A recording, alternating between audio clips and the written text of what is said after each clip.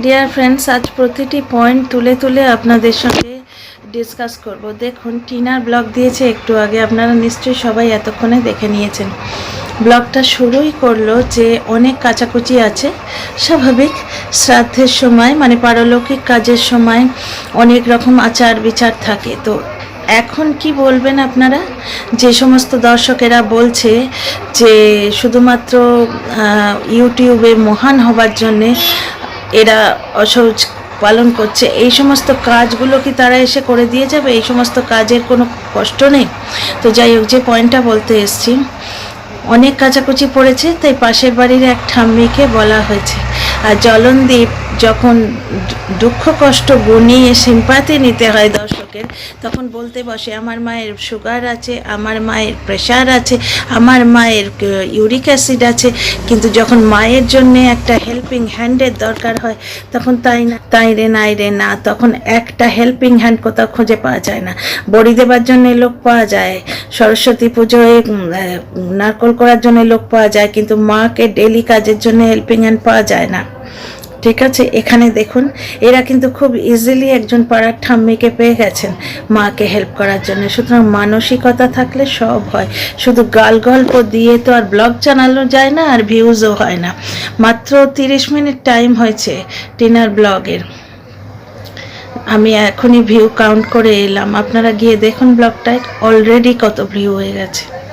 এসব নিন্দুক নোংরা দর্শকেরা বলছিলে যে শুধুমাত্র ইউটিউবে নিজেদের নাম করার জন্যে অসহজ পালন করছে, তারা আজকের টিনার ব্লগটা খুব ভালো করে দেখো। জলনদীপের ব্লগও দেখেছো তো? মানে জলনদীপের মায়ের, নিজের মায়ের চতুর্থীর কাজ হয়েছিল, টের পেয়েছিলে? মা সোফায় বসে খাচ্ছে, গিলে চলেছে। চতুর্থীর কাজ বোধহয় 5 মিনিটও দেখায়নি ব্লগের মধ্যে, কিছু হয়নি তো কি দেখাবে। কোনো রকমে যেই কন্টেন্ট করা হয়ে গেল, দৌড়ে ছেলে নিয়ে পাশের বাড়ি গল্প করতে চলে গেল।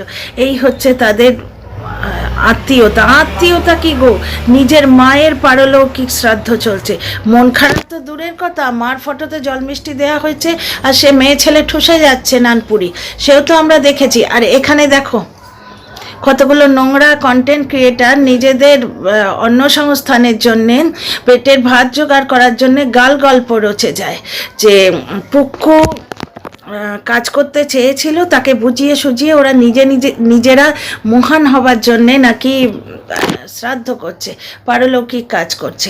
কাজগুলো দেখো তো, পুরো বাড়ি পরিষ্কার করা, টুল থেকে আরম্ভ করে এভরিথিং। তাছাড়া পুক্কু মানে দুষ্টু বলে যে মেয়েটা, তার এইচএস পরীক্ষা চলছে, তার বাবা আজকে তাকে পরীক্ষা দেয়াতে নিয়ে গেছে। তাহলে সেই মেয়েটা এই সমস্ত কাজ বাড়িতে বসে করতো, তার পরীক্ষাটা হতো? যে নোংরা কন্টেন্ট ক্রিয়েটারটা এইসব বলে ডলার কামাচ্ছে, এবং যে দর্শকেরা তাকে গিয়ে ভিউ দিচ্ছে, তারা কিন্তু খুব ভালো করে জানে যে তারা মিথ্যে কথা বলছে। কারণ দর্শকদের কমেন্টগুলো আমি পড়ে এসেছি।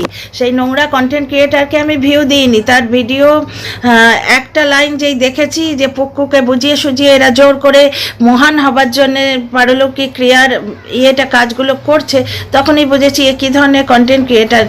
পজ করে মানে ভিডিওটা পজ করে দিয়েছি, দিয়ে কমেন্ট পড়ছিলাম। কমেন্টে বেশিরভাগ দর্শকই লিখেছেন যে টিনা যেহেতু কন্টেন্ট ক্রিয়েটারদের বিরুদ্ধে স্টেপ নিচ্ছে, সুতরাং তোমরাও ছাড়বে না, মানে এইরকম আসারে গল্প বানাও। তো আজকে শুনলে তো, বড়দা যাকে বলে ও দাদা দিদি এইভাবেই বলে। আমিও কিন্তু আমার ঠাকুমাকে দিদিই বলতাম।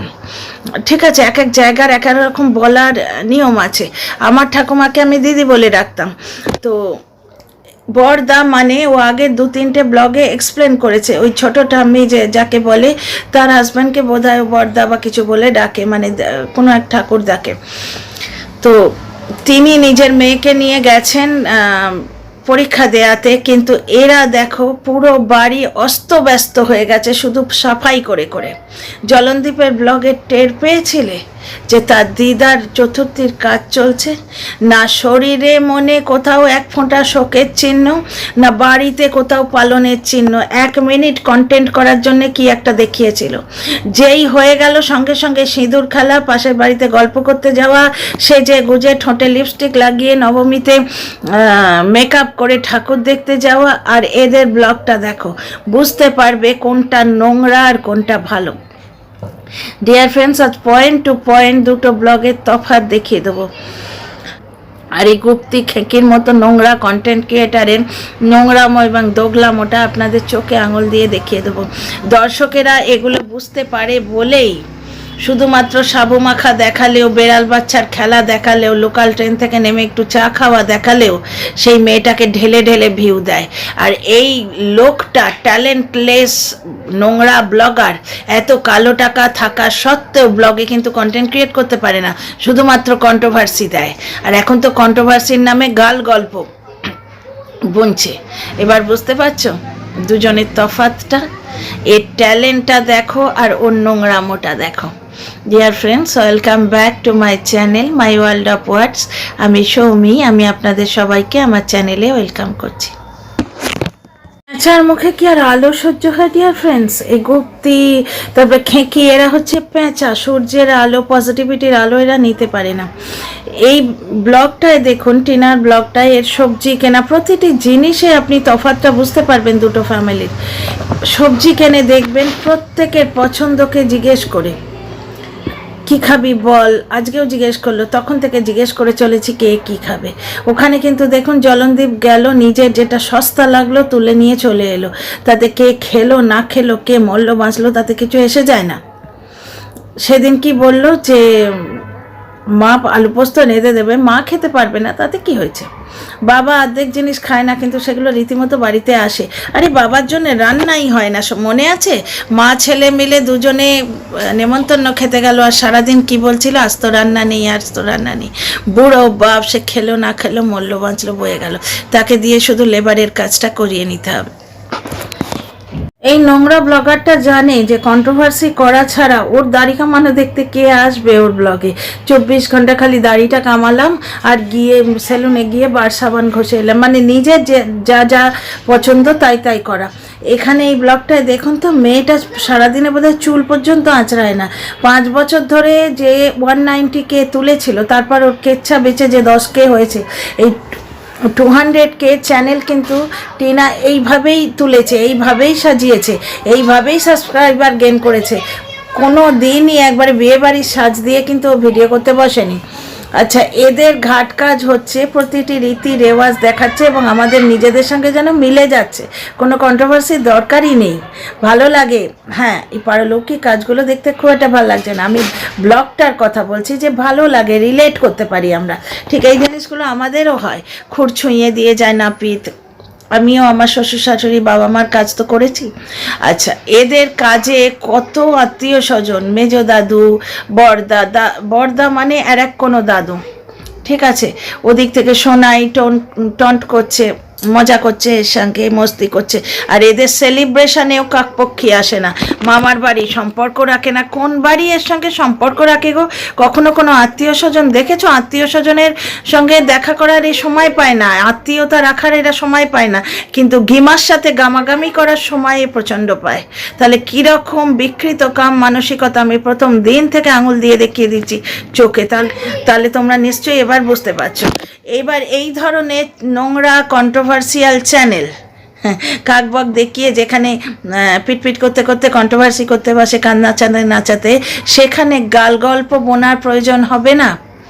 এই চ্যানেল চালাতে গেলে আষাঢ়ে গল্প তো বুনতেই হবে, যে অমুকে মার খেয়েছে, তমুকের হামলা হয়েছে, তমুকে হোস্টেলে রাখছে। তিনটে গল্প হয়ে গেল। হোস্টেল কাহানি, ঘর ঘর কি কাহানি, গিমা গিমা কি কাহানি, আর চুল্লুখোর কি কাহানি, কি হলো হোস্টেল কি কাহানি, হামলা কি কাহানি, তারপরে হলো মারখানে কি কাহানি।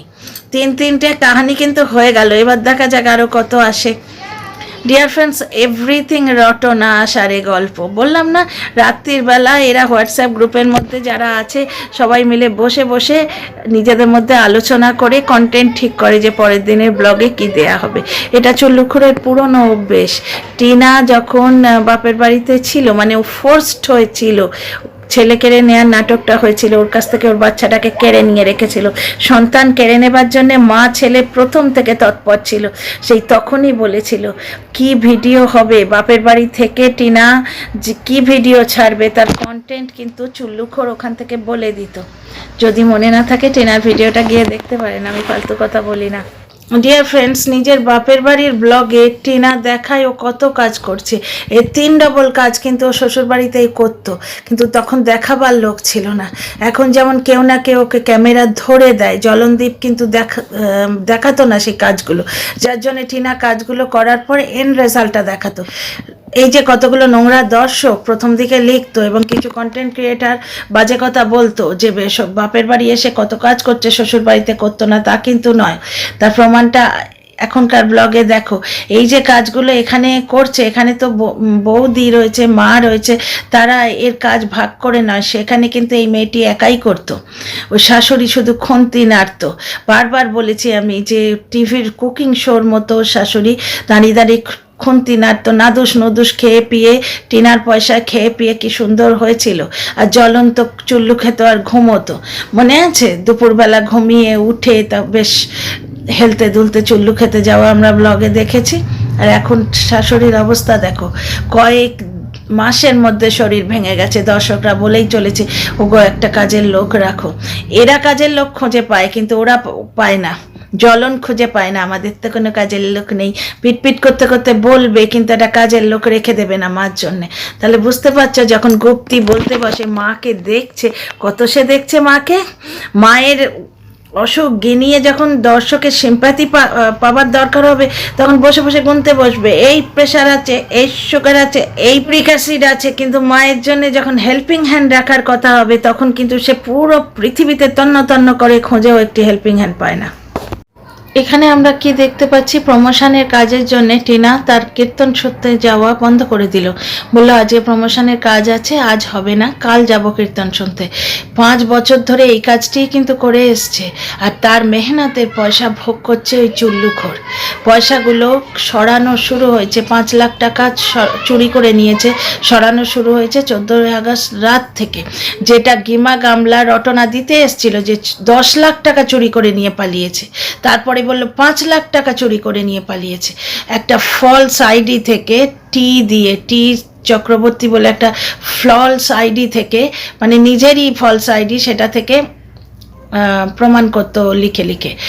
এই কথাটা কিন্তু আমরা পিয়ুষ সোনার মাম্মার যে ব্লগটা, সেই ব্লগেও কিন্তু শুনতে পাই যে ফেক আইডি থেকে কারুর কন্টেন্ট চুরি করিনি, বা কারুর কমেন্টে গিয়ে, কারুর কমেন্ট বক্সে গিয়ে বাজে কথা লিখিনি।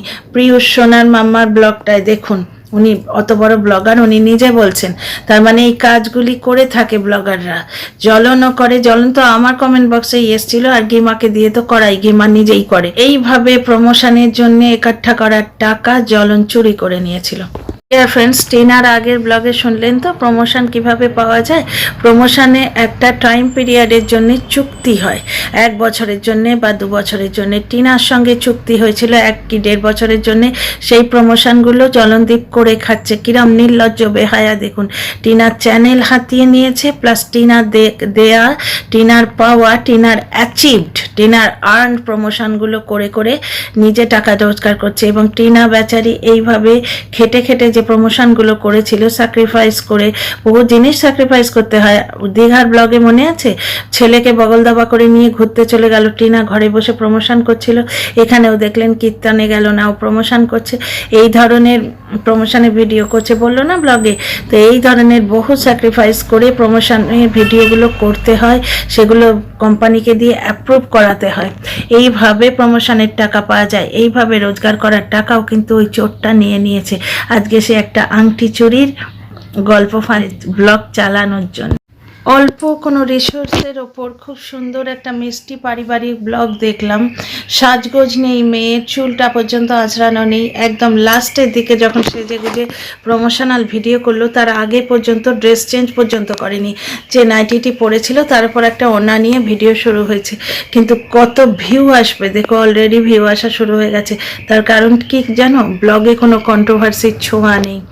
দেখো কত রকম রটনা হচ্ছে ওকে নিয়ে। ছায়া মানুষের কল রেকর্ড পর্যন্ত শোনানো হলো, ছায়া মানুষকে পিটিয়ে তক্তা বানিয়ে দিয়েছে, এইরকম গাল গল্প রচনা করা হলো। কোনো রকম ছাপ দেখছো আজকের ব্লগে, কিন্তু জ্বলন ওদিকে জ্বলে পুড়ে মরে যাচ্ছে। এর বাড়িতে কিছুই নেই, অসহজ চলছে, তবু সবাই মিলেমিশে একটা আনন্দময় পরিবেশ তৈরি করে রেখেছে।